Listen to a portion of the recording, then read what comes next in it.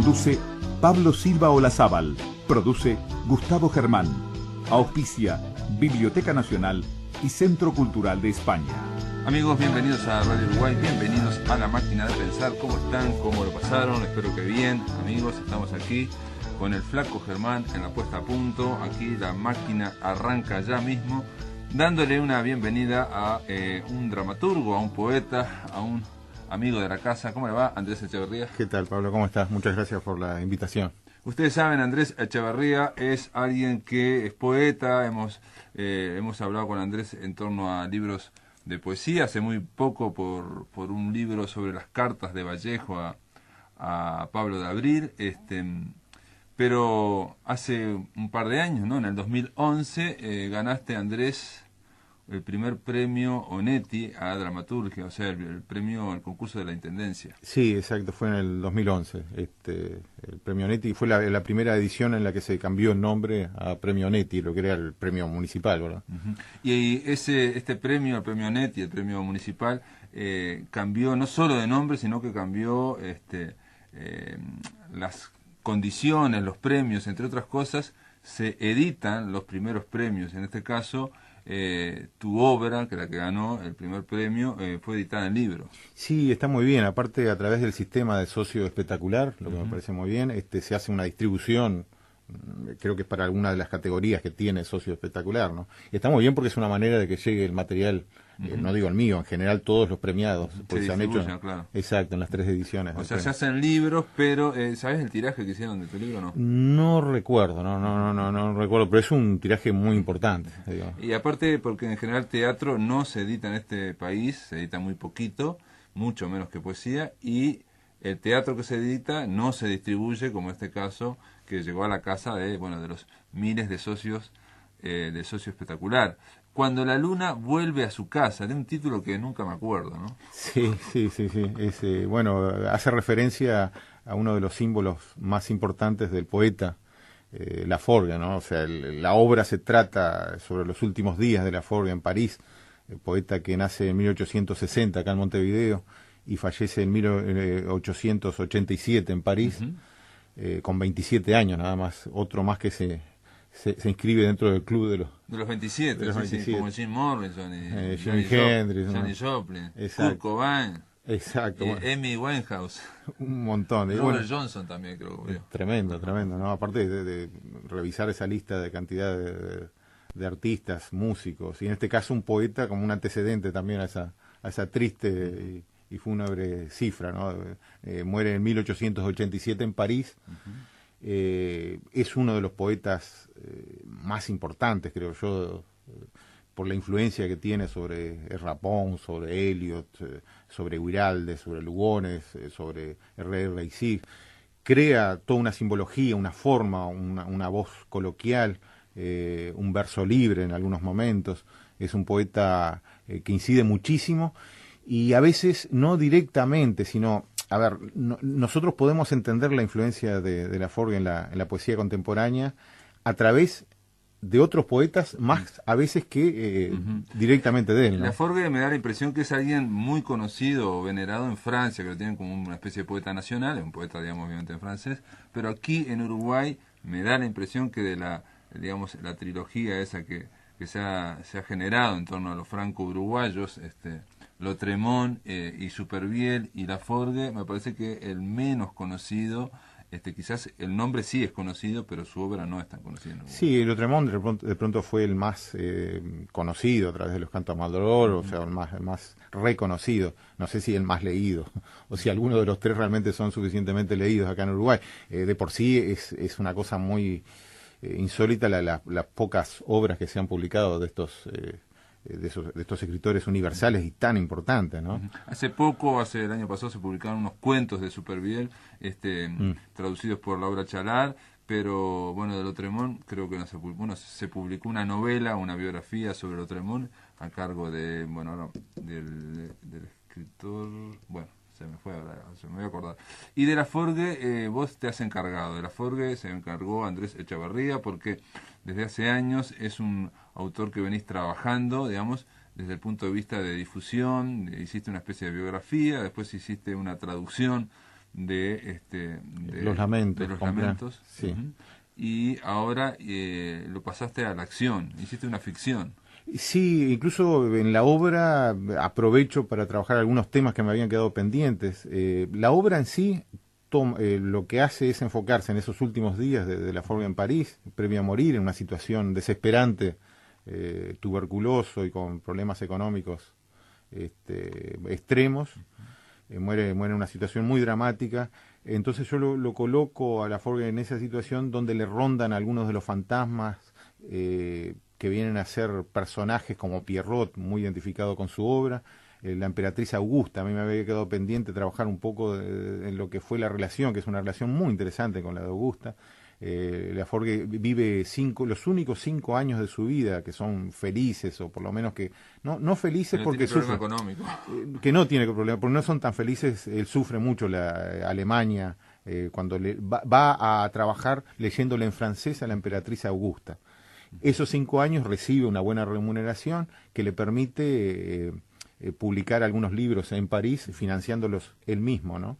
Pero la relación esa con Augusta, que era una emperatriz depresiva, de origen rusa, y viviendo en Alemania, que siempre hubo como una especie de enemistad en esa época, ¿no?, entre los alemanes y los rusos. Entonces ella no fue muy bien recibida en la sociedad alemana y tenía esas depresiones. Entonces salía por distintos pueblos de Alemania con Laforgue al lado, los dos bastante depresivos, sí. y creo que eso generó una relación muy particular que me había quedado pendiente de trabajarla, y bueno, la trabajo también dentro de esta obra. También tiene que ver, supongo yo, que estamos hablando también de los años del romanticismo, ¿no? Y tiene que ver también con esa especie de temperamento un poco depresivo, melancólico, que es el espíritu de la época, por lo menos de ese siglo XIX. Y el desamparo, yo creo que el desamparo era una señal importante. Hay que ver que se reven un montón de filosofías de ascendencia cristiana. En ese momento el hombre se siente liberado de un montón de señalamientos, de direccionamientos de la Iglesia. Entonces tiene que formular su propio discurso, sus propias ideas. Eso crea lo que son las corrientes parnasianas, simbolistas en París, a las que adhiere Laforgue, que es en el principio y desde el principio un admirador de la obra de Baudelaire. Y entonces ese malditismo, esos personajes, escritores contestatarios, con un discurso que de alguna manera carga con un escepticismo, con una crítica a la sociedad de la época y a una cantidad de valores, es un elemento importantísimo en Laforgue, ¿no? De alguna manera marca su temperamento y marca su poesía, su palabra. Sí, ese desamparo tiene que ver con la caída, digamos, de órdenes religiosos, y tiene que ver con el avance, pero eso no estamos metiendo en otra cosa, de la revolución industrial, sí, con el avance de la ciencia, el positivismo. Entonces eso genera en cada uno, que quedan a la intemperie, y ahí ocurren ese sentimiento de angustia existencial. Una gran inestabilidad. Yo creo que Laforgue por eso influye tanto en los escritores posteriores, porque de alguna manera él representa un uruguayo, un eterno exiliado, sostengo yo, porque es un exiliado de Uruguay que va a vivir a Tarbes, a un pueblito en los Pirineos. Que la familia era de ahí, ¿no? Era de ahí, queda lejos de la familia, después va a París, queda solo, siendo un adolescente en París, después a Alemania, en fin, es un eterno exiliado, ¿no? Y creo que de ahí nace la simbología, y volvemos a lo del título, cuando la luna vuelve a su casa, porque ese mirar los astros que hace permanentemente Laforgue, la luna, el sol, es una forma también de exilio cósmico, de salirse de la tierra, mirar hacia el cielo y intentar encontrar algún orden más importante del que él ve en la tierra y alrededor, donde sufre problemas económicos, de salud, de toda índole, ¿no? Sí, hasta del idioma también hay una... ni que hablar. El tema del idioma. Cuando la luna vuelve a su casa es una obra de teatro que, el libro fue prologado por Elvio Gandolfo, y como dijiste vos, el argumento, o digamos la trama, es bastante, sencilla de contar al menos, y es y es como un gancho para poder pasear y conocer la obra de Laforgue, la poesía de Laforgue. Es decir, es una Laforgue agonizante que ve toda su vida pasar y bueno, y dialoga con esos fantasmas de lo que le ha ocurrido en toda su vida, lo que le genera o lo que da la oportunidad, en este caso se la das vos, de poder, de que podamos conocer la obra y el pensamiento de Laforgue. Sí, lo que siempre me propongo cuando trabajo sobre algún autor, en este caso sobre Laforgue, es que quien protagonice sea Laforgue. O sea, se hace una intervención, como dice el propio Gandolfo en el prólogo de la poesía de Laforgue, interviene muchísimo la poesía, hay mucho de la poesía de Laforgue en la obra, y la idea es que la obra cree un acercamiento a él, ¿no? Digo, nunca poniéndome yo por delante, por supuesto, ¿no? Sino... O, digamos, o en interpretaciones, digamos, noveleras. No, digo, me siento totalmente contrario a esa forma de investigar a estos insignes escritores. Bueno, entonces la conversación con Andrés era porque esta obra de teatro, obviamente las obras de teatro, esto fue un primer premio, el Onetti en el 2011, no están completas hasta que no se encarnan por los actores y por las actrices. En este caso, cuando la luna vuelva a su casa, va a ser puesta en escena en un teatro leído. Ahora te voy a pedir que me digas cómo y cuándo, el próximo jueves 20. Es el jueves es el punto de encuentro, la sala Idea Vilariño, San José 1116. Es San José y Paraguay, ahí abajo de la Dirección Nacional de Cultura. Exacto, ahí bueno, la sala que no tiene mucho tiempo, que se han hecho presentaciones de libros, es un espacio alternativo de alguna manera, ¿no? No es una sala de teatro convencional, pero que funciona muy bien. Incluso estuvimos ayer ya haciendo algunas pruebas y hay una buena acústica. Donde funciona también la Mediateca Idea Vilariño, ¿no? Ahí leímos nosotros también. Ahí mismo. Entonces esto está en San José y Paraguay, va a ser gratis, de entrada libre, el jueves 20 a las 20 horas. Exacto. ¿Y en qué va a consistir esta puesta en escena cuando la luna vuelva a su casa? Esto viene a ser una lectura interpretada. Esto quiere decir que va a haber un desarrollo escénico, va a haber algunos movimientos, pero siempre es leída. Es una lectura con actuación. Los personajes no están sentados todo el tiempo leyendo, se mueven en escena, actúan, pero siempre con el libro en la mano. Y es, digamos, sin escenografía, y te pregunto, ¿es con vestuario, sin vestuario? La idea es crear un espacio o una apuesta absolutamente minimalista, ¿no? Donde simplemente unos pequeños objetos den pautas, pero en principio no se trata de montar escenografía, lo básico, es una mesa y son 4 sillas. Pero la obra en sí mismo es, digamos, por fuera de este montaje o de esta puesta en escena, la obra, el texto de tu obra es una obra bastante minimalista para ser representada en muchos lugares. Digo, una de las virtudes que creo que tiene la obra es que son 4 actores, es muy minimalista y con eso ya se representa, porque la idea es Laforgue agonizando y conversando con su vida. Exactamente. Sí, y bueno, algo precioso que pasó ahora en la interacción con los actores es que ellos, desde su experiencia, le han aportado. Claro. Yo creo que es una obra, así como decís que puede ser trasladable, yo creo que sí, no son 4 actores y no hay grandes cambios de escenografías ni de vestuario. Ellos a su vez han aportado una cantidad de cambios o de sugerencias que creo que la han enriquecido y la han adaptado a lo que es esto, una lectura interpretada, ¿no? Pero esa es la magia del teatro siempre, ¿no? Vos tenés mucha experiencia en teatro, digo, que es que una cosa es el texto que hace el dramaturgo y después cuando se encarna en los actores y las actrices, el texto sufre cambios. Me decías, creo que me comentaste, no sé, ahora corregime si no estoy acertado, de que incluso modificaron el final. El final, exacto. Sí, desde la primera reunión que tuvimos, la propuesta, repaso un poco los actores: Karina Viasco, Domingo Lado, Fabiana Melegatti y Jesús Dávila. Desde la primera reunión que tuvimos, ellos propusieron hacerle algunos cambios al final, porque no deja de estar... Cuando uno le escribe, piensa en el teatro, piensa en la escenografía, en los movimientos de los actores, pero también en este caso yo pensé en la lectura, ¿no?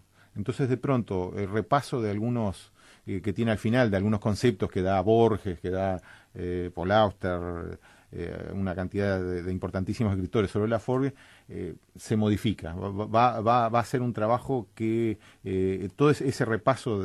aparece a lo largo de la obra. No, al revés, al comienzo. Al comienzo. Y el final, lo que hicimos fue cambiar un poco el final a lo que está escrito. No tiene nada mucho que ver con, digamos, no afecta demasiado la trama, digo, la trama no, porque eso era como una especie de, no sé si agregado, de contextualización de el efecto, de la repercusión que tuvo la vida de ese hombre que muere a los 27 años, 100 años después. Posterior, ¿verdad? sí. En la cultura de la civilización occidental, en la poesía occidental. Que los juicios son brutales, ¿no? Digo, son desde, yo qué sé, Octavio Paz, Neruda, todos ellos han tenido consideraciones muy elogiosas hacia la obra de Laforgue y reconocer, en el caso de Huiraldes o Lugones, la influencia, ¿no? Y es lo bueno también de trabajar, y por eso esta obra no tiene una dirección específica, no la estoy dirigiendo yo, una dirección colectiva. Yo considero que entre todos hemos hecho aportes. Yo puedo dar mi visión por haberla escrito desde afuera, lo que pretendí, y sobre todo mi aporte tiene que ver con indicarles algunas características del personaje central, de Laforgue o de Pierrot o de Augusta, pero en lo que significa el movimiento escénico ha sido algo colectivo donde cada uno hace su aporte. Bueno, ahí tienen que ver también las trayectorias, estamos hablando de actores con trayectoria.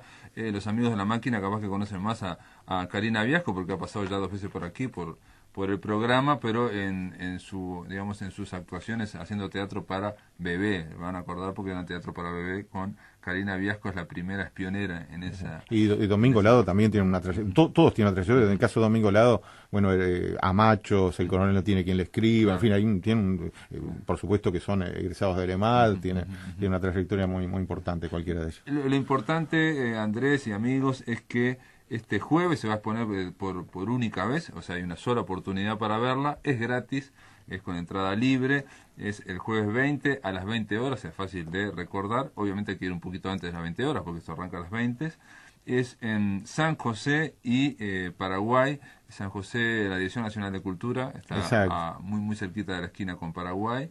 Y nada, están todos invitados, ¿no? Sí, un apunte que hago sobre lo que decís, que están entusiasmados los actores de después llevar a una apuesta distinta, o sea, esencialmente teatral y no lectura interpretada.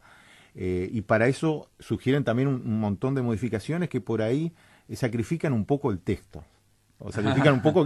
Bueno, pero dicho por Ricardo Grasso, que es un dramaturgo uruguayo también, pero me lo ha dicho siempre cuando hablo con él, dice, la gente de teatro dice que el mejor autor es el autor muerto.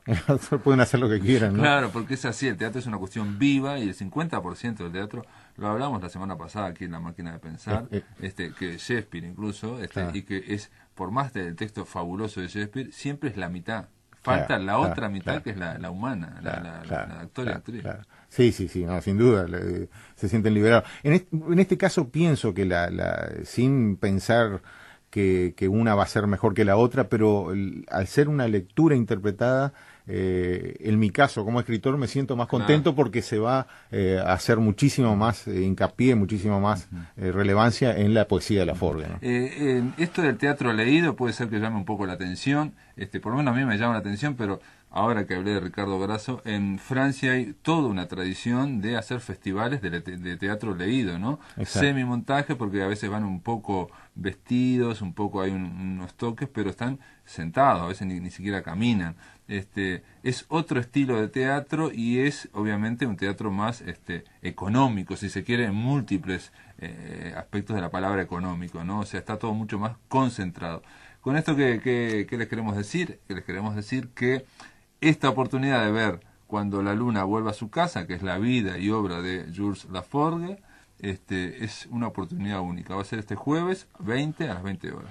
Jueves 20 a las 20 horas, San José 1116. Muchas gracias, Andrés Echavarría, por estar aquí en La Máquina de Pensar. Gracias a vos, Pablo. En el aire de Radio Uruguay, La Máquina de Pensar.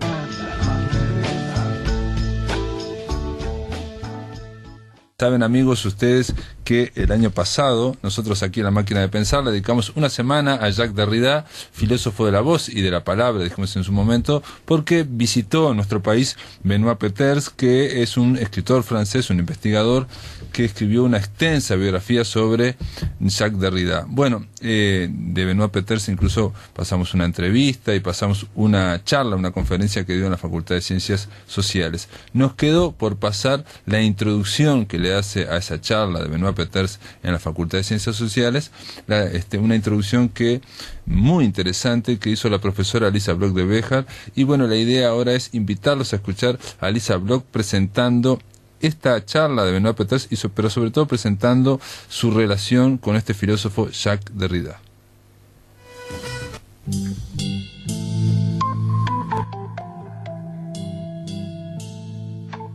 Hoy me remitiré al pasado, pero solo para dar testimonio, para recordar desde aquí el acontecimiento que fue la visita de Jacques Derrida a Montevideo en octubre de 1985.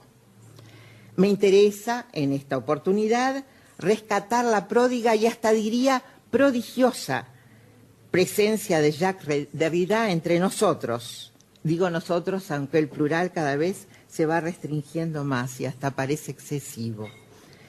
Además del interés de los temas que trata la presencia de Peeters, es un buen motivo para evocar esa estadía de Derrida en Uruguay, porque si fue un acontecimiento que no suele recordarse en Francia, y eso no nos sorprende en absoluto, sí nos sorprende que curiosamente esta visita tampoco se recuerda en nuestro país. Reconozco que es un olvido reiterado, que resulta algo extraño, y me pregunto si debería hablar de eso o tal vez olvidar ese olvido. Isaac es mi esposo, Isaac y yo conocimos a Derrida en la Universidad de Yale, en el crudo invierno norteamericano de 1984. Derrida dictaba allí un seminario habitual, lo mantenía habitualmente, en el espacio literario, que eso es importante, entre hermeneutas, los críticos de Yale, los llamamos ahora, a quienes formaban parte de lo que ustedes saben se denominó oficialmente la Yale School, la escuela de Yale, o también como más oficiosamente se le llamó la Yale Mafia o la mafia de Yale. Eran 4 críticos especializados en literatura inglesa, francesa y comparada. Algunos nombres pueden serles familiares porque también nos visitaron: Gilles Miller, Jeffrey Hartman, Paul de Man y Derrida.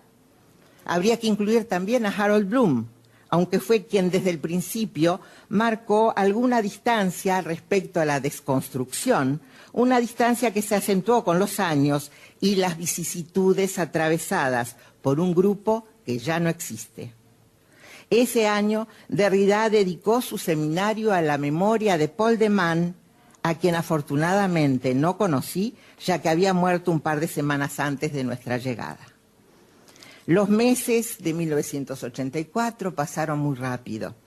Ante el inminente restablecimiento de la democracia en nuestro país, ante la urgencia por actualizar conocimientos y reflexiones que habían sido postergados o ignorados durante los años tan difíciles, programamos la realización de un seminario que tendría lugar en el mes de junio de 1985, una condición absolutamente indeclinable, de que para entonces hubieran concluido los años de gobierno militar, como ya se vislumbraba entonces que ocurriría, y la democracia se hubiera afianzado como todos creíamos y queríamos. En Yale definimos los temas, las fechas, los lugares, las instituciones involucradas, la participación y atribuciones de cada uno en Montevideo. El restablecimiento de la democracia ocurrió. Sin embargo, el programa que habíamos planeado no pudo llevarse a cabo como se había previsto. La cruel enfermedad de Mir Rodríguez Monegal, sin quien no se realizaría ese proyecto, y en eso insistió especialmente Jacques Derrida que fuera así, desarticuló el encuentro y en lugar de una actividad conjunta, en lugar de un seminario, tuvo lugar un diseminario, una reunión en sucesivas etapas que empezó en octubre, continuó en noviembre y terminó en diciembre de 1985. Por eso el diseminario se llamó así, debido a la muy difícil contemporaneidad de las sesiones, por la dispersión de fechas y por la noción de diseminación, una idea redefinida por Derrida, como ustedes saben, que sobrevolaba los planteos teóricos del seminario y las vicisitudes trágicas de ese acaecimiento. Derrida llegó en octubre a Montevideo, comenzando una estadía que, según consta en sus cartas y mencionó más de una vez en sus conversaciones, fue su primera y muy feliz entrada a América del Sur. Aunque ya era conocida su obra por las ediciones que tradujeron los primeros libros, ya circulaban la gramatología, la diseminación, la farmacia de Platón, la desconstrucción en persona entraba por medio de él al continente vía Montevideo, en circunstancias casi providenciales, ya que Derrida llegó un sábado 12 de octubre. Sin aludir a esas coincidencias que suelen propiciar el calendario y aunque adhiera a ciertas supersticiones fechitistas que generan, no dudé en titular el libro donde publicamos sus conferencias y seminarios en Montevideo, Diseminario, así se titula, La desconstrucción, otro descubrimiento de América. Ahora bien, si tuviera que darle un título a esta intervención de hoy, me atrevería a proponer el siguiente: del culto de la amistad. Me complace reescribir este título que originalmente está basado en el del culto de los libros, un ensayo de Borges, porque me interesa reescribirlo especialmente, pasar del culto de los libros al culto de la amistad. El ensayo está en Otras Inquisiciones, es de 1951, la fecha me importa. Por más que uno, y les digo, es sincero esto, intente evitar citar a Borges, Borges sigue siendo inevitable, y en este caso especialmente porque me interesa detenerme en ciertos hechos y en sus dichos. Borges entonces no podía faltar a la cita y por eso no puedo dejar de citarlo, no solo porque entre sus aciertos geniales reinventó el Aleph. Semejante él a un aprendiz de brujo, maestro más bien de brujos, Borges fue y sigue siendo víctima de su invento, ya que él mismo devino una suerte de Aleph y se volvió, pienso que tal vez a su pesar, en un universo literal que, a diferencia del otro o de este, empieza por la primera letra del alfabeto hebreo. De la misma manera que en el Aleph está todo está en Borges, incluso el propio Borges, y aunque creo no haberlo dicho así hasta ahora, no me parece estar diciendo nada nuevo. ¿Por qué recordar el culto o del culto de los libros? Uno de los tantos y valiosos ensayos de esa colección que citaba. Una razón podría ser porque en este ensayo Borges se anticipa en un par de décadas, por eso mencioné la fecha, al tema derridiano por excelencia, es decir, a las controversias respecto a las prioridades entre la voz y la escritura. Son casi 20 años justos. Ante la descomunal obra de Borges, parece absurdo afirmar su, no sé si decir logofonocentrismo o fonologocentrismo, una palabra que Borges jamás diría, ya que, a diferencia de Derrida, Borges hace prevalecer la voz. Aunque no mencione nunca el fármacon, cuenta en ese ensayo la fábula que narra Platón en el Fedro respecto al mito de la invención de la escritura, los argumentos contra esa técnica, la escritura, contra un invento que daña la memoria, dicen, porque en lugar de consolidarla, la debilitan o la desplazan. Siempre en ese mismo ensayo, Borges recuerda a San Agustín, a las perplejidades que manifiesta el obispo de Hipona, enfrentado a una experiencia insólita para San Agustín, que lo deja en un estado de gran perplejidad. La lectura en silencio, ese síntoma aventuroso, diría Borges en otro ensayo. La voz secreta del lector, que no se oye. El origen del diálogo filosófico. La relación que establecen los poetas entre el mundo y el libro, todo eso aparece en el ensayo de Borges. Pero no solo por esas coincidencias. Asocio ahora a Borges con Derrida, cuando me interesa precisamente exaltar el culto de la amistad.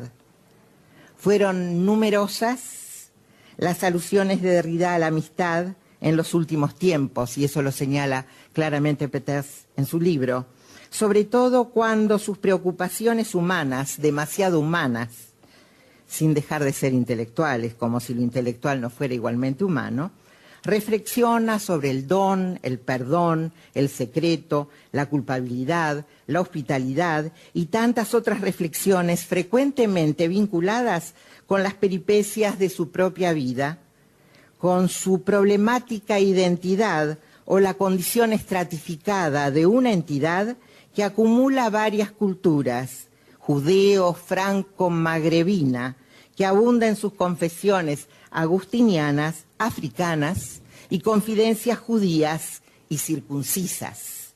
Circunfesión se titula en español, entre biográfico y místico, su libro, entre literal y confesional, compartido con George Bennington.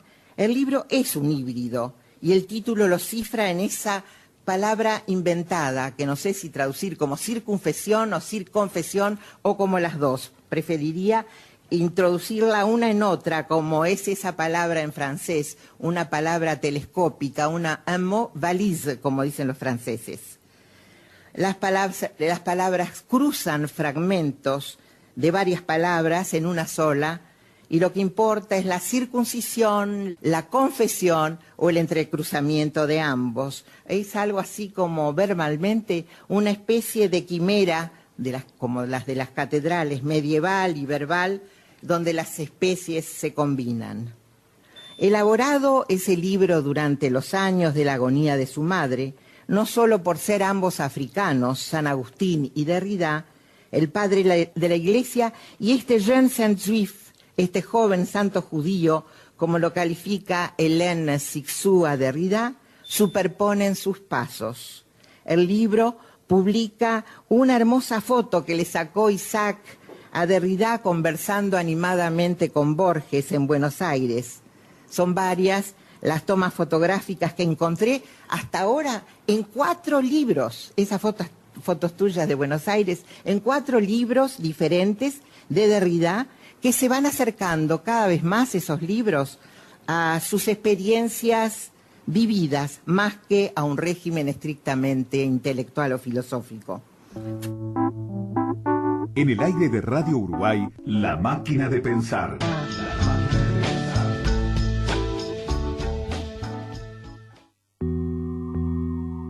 Para saber quiénes somos, para conocer nuestros programas y contenidos, para comunicarnos, nuestra página web es www.radiouruguay.com.uy. Para Uruguay y para el mundo. Estés donde estés, estamos contigo. Radiodifusión Nacional del Uruguay.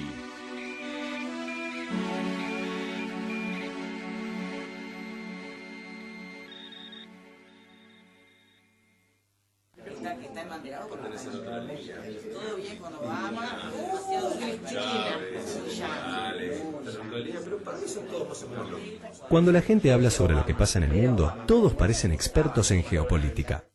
Pero a veces pasa que alguien, para llegar a una respuesta, hace una nueva pregunta. Es así, cuando lees Brecha, el que pregunta sos vos. Encontrala en los kioscos de todo el país todos los viernes. Brecha, preguntamos juntos.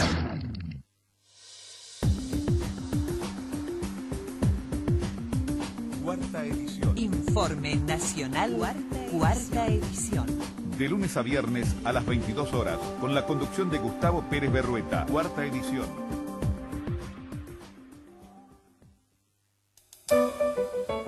La noche se llena de radio. Se llena de radio.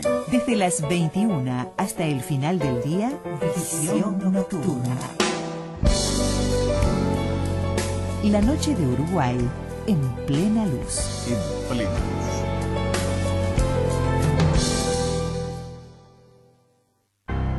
Somos Radio Uruguay, 1050 AM en Montevideo y sus repetidoras. 92.1 FM en Mercedes, 92.7 FM en 33, 98.7 FM en Artigas, 100.1 FM en Bella Unión, 102.9 FM en Fraiventos, 103.5 FM en Paysandú, 103.9 FM en Colonia, 104.3 FM en Salto. Radiodifusión Nacional del Uruguay.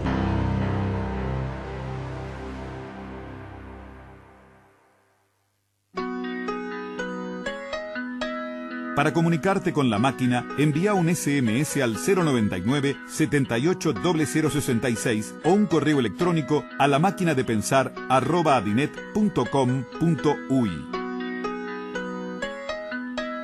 Si querés volver a escuchar charlas, entrevistas o columnas, ingresa a piensamáquina.blogspot.com y bienvenido al corazón de las palabras.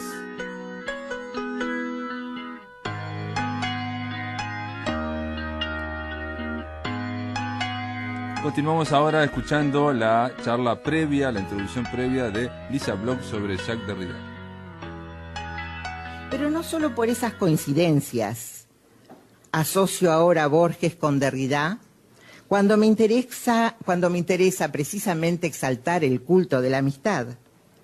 Fueron numerosas las alusiones de Derrida a la amistad en los últimos tiempos, y eso lo señala claramente Peters en su libro, sobre todo cuando sus preocupaciones humanas, demasiado humanas, sin dejar de ser intelectuales, como si lo intelectual no fuera igualmente humano, reflexiona sobre el don, el perdón, el secreto, la culpabilidad, la hospitalidad y tantas otras reflexiones frecuentemente vinculadas con las peripecias de su propia vida, con su problemática identidad o la condición estratificada de una entidad que acumula varias culturas, judeo, franco, magrebina, que abunda en sus confesiones agustinianas, africanas y confidencias judías y circuncisas.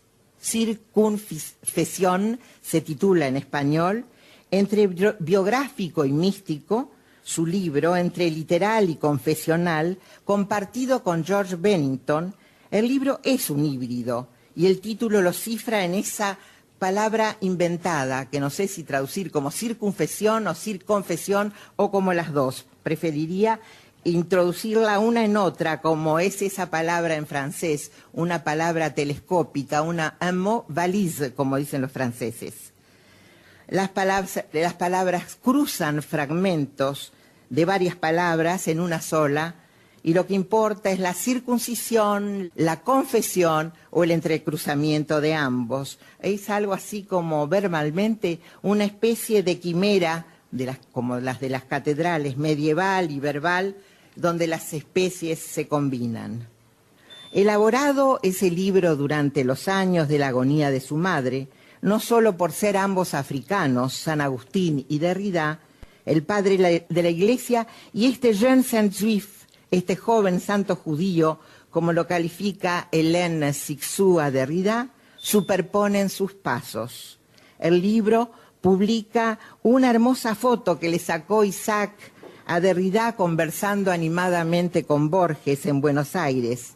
Son varias las tomas fotográficas que encontré hasta ahora en 4 libros. Esas fotos tuyas de Buenos Aires, en 4 libros diferentes de Derrida, que se van acercando cada vez más esos libros a sus experiencias vividas, más que a un régimen estrictamente intelectual o filosófico. Fueron numerosos y dispersos los encuentros con Derrida. Primero, como decía, en la Universidad de Yale, en New Haven, con Isaac, con Emir, con sus colegas, luego en Montevideo, en Buenos Aires, en Jerusalén, en Nueva York, en Buenos Aires otra vez, pero sobre todo en París. Los encuentros fueron frecuentes y felices. Cenas en la casa Henri Sorangis, donde vivía Derrida, donde ahora está enterrado, con Marguerite, con Isaac, en restaurantes que siempre eligió por algo en especial, generalmente por una especialidad no culinaria ni gastronómica, sino nominal. Uno de los restaurantes, por ejemplo, Las Colonias. Otro restaurante, La Contralée, que después deviene ese... Sí, en el momento que fuimos a cenar no tenía la idea, deviene el título de un libro que se publica muy hermoso, que le envió, publicado por Vuitton, si no me equivoco, ¿no? Las cenas con Pierre, su hijo mayor, una afable conversación siempre muy animada, una gran locuacidad de todos, especialmente en una reunión que tuvimos en la Rue de Beaux-Arts, en el Hotel de Borges, que tiene la construcción, Manuel, muy parecida, que decíamos, de torres, de balcones que dan sobre un centro, y que le fascinaba a Derrida como le fascinaba a Borges, y que por esa razón, bueno, nunca hay que creerle, decía, habitó allí. Las anécdotas son interminables. ¿Cómo pudo Derrida, es realmente un misterio, conciliar el tiempo de su hospitalidad amistosa e insólita, con tantos seminarios, con tantos viajes, con decenas de libros que envía puntualmente, siempre dedicados a Lissac, nuestro previsible y nunca divulgado nombre secreto, que él descubre de la misma manera que nosotros descubrimos el suyo, y no lo digo. ¿Cómo hacía para conciliarlo con sus viajes? Tiene un libro que se llama Donner le temps, y es darlo todo, realmente, y era lo que él daba, ¿no? La amistad, uno se pregunta, como Peter se pregunta, él mismo en 3 años con Derrida, carné de notas o algo así de un biógrafo, dice, ¿qué derecho tengo yo de llamarla así realmente? Amistad, puedo llamarla así. Tantas circunstancias compartidas, tantas anécdotas, en el sentido griego original del término anécdotas, es decir, de lo no publicado. Me habilitan a acercarme a eso que los franceses llaman du vécu, lo vivido, para oponerlo tal vez a lo leído, aunque sea inútil el esfuerzo de evitar las referencias literarias tratándose de esta gente. Me llamó la atención que Peters, no ya en su paradigmático Derrida, sino en su libro de apostillas que yo recién mencionaba, que es también de 2010, mencione el tono distendido, casi amistoso, de la conversación que Peters mantiene con Gérard Genette. Pienso que algún día podríamos hablar también de Gérard Genette, de su visita a Montevideo, de su larga estadía en nuestra ciudad ese mismo año, y por igual motivo, siempre el restablecimiento de la democracia era lo que los impulsaba a llegarse hasta acá. De las conversaciones interminables, del sentido del humor de Gérard Genette, de su devoción por Borges, por Woody Allen, por el jazz. Pero le cedo la palabra a los carnés de Peters, donde dice, y yo traduzco, entre Derrida y Genette debió haber habido siempre una inmediata diferencia de tono.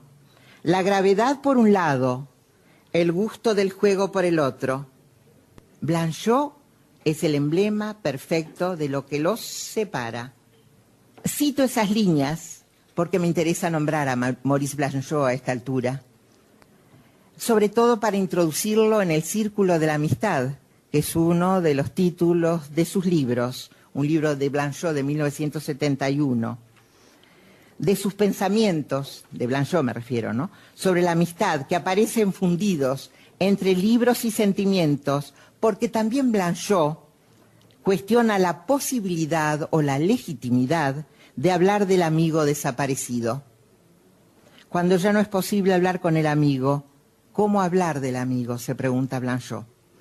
Derrida se refiere al Instante de mi muerte, de 1994, de Maurice Blanchot, que él había publicado con anterioridad sin saber, dice, si ese libro pertenecía al espacio de la literatura, si se trata de una ficción o de un testimonio, en fin, esas fronteras que la literatura disipa en un mismo discurso. La estadía de Derrida en Uruguay fue una estadía dichosa, decíamos, a pesar de que hubo más de una contrariedad, pero que en todo caso esa contrariedad logró aumentar la alegría que permitió superarla, dejarla de lado, ignorarla.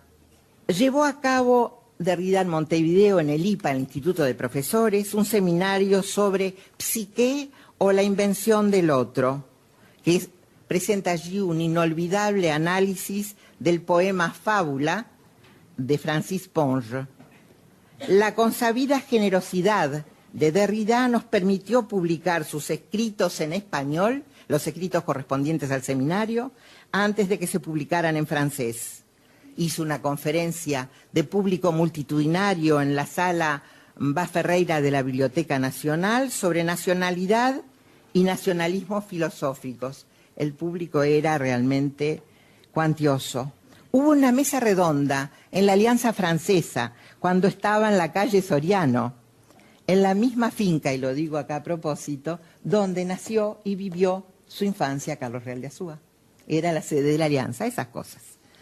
La mesa estaba integrada por colegas que procedían de diversos campos disciplinarios, dramatizaban entre sí el amplio espectro cognoscitivo de Derrida. Era arte, un especialista en arte, era historia, un especialista en historia, teatro, filosofía, literatura. Así estaba integrada la mesa redonda. Él respondía a todos. Fueron días de paseos convertidos, de ir al cine, acá en Montevideo. Vimos juntos Le Bal de Ettore Scola. Vimos juntos La Rosa Púrpura del Cairo, que comentamos hasta no sé cuántas veces. Incluso tengo una tarjeta, que me olvidé de mostrarle el otro día, una tarjeta postal que él me envió de La Rosa Púrpura del Cairo, con sus comentarios atrás, la película de Woody Allen. Solo ahora, después de casi 3 décadas, gracias a la visita de Benoit, vuelvo a leer las cartas, no las había tocado en todo este tiempo, en las que Derrida hace referencia a su estadía rioplatense, salvo la última, en la última carta que dicta y corrige desde el hospital con agregados de su propia mano, siempre escribió manuscrito, esa está a máquina, con esa temblorosa escritura suya, que también en el sobre, no sé si en ese sobre, hasta el sobre escribía manuscrito, y cuando me llamaba siempre la atención que ponía por avión, par avión, y ponía un tilde grande en avión, que en francés no se usa. O sea, le gustaba marcar en la escritura lo que podría ser esa particularidad ortográfico-idiomática del español. Derrida ofrecía su amistad como su sabiduría, con la naturalidad espontánea de quien abunda en amigos y saberes. Le preguntamos cómo haríamos para retribuirle tantas actividades, tanta dedicación. Sorprendido al advertir que su generosidad pudiera sorprender, se quedó pensando, bueno, sí, quería algo muy especial y tal vez excesivo, ver a Borges en Buenos Aires. En esos días, como parte del seminario, yo me había comprometido a ir a Buenos Aires para que Borges me dictara un texto que quería dedicarle a Emir Rodríguez Monegal.